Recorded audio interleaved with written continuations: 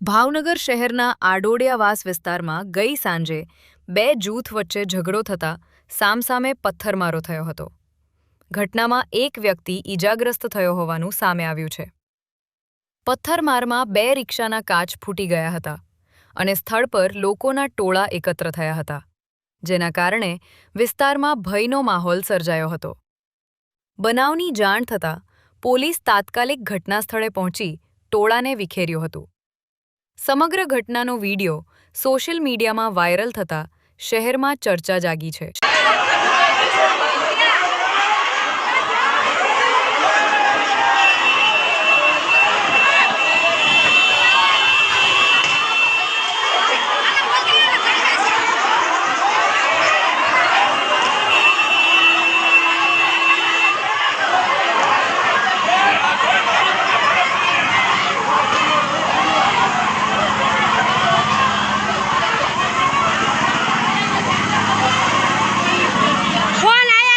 ભાઈનો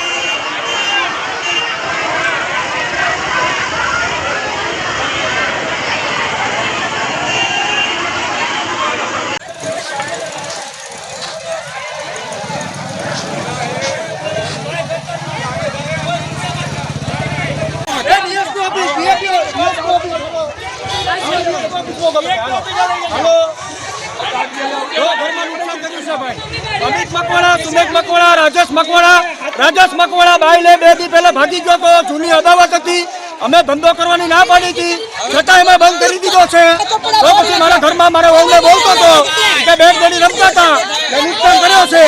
બરોબર, અને જોઈ લો ઘરમાં નુકસાન છો.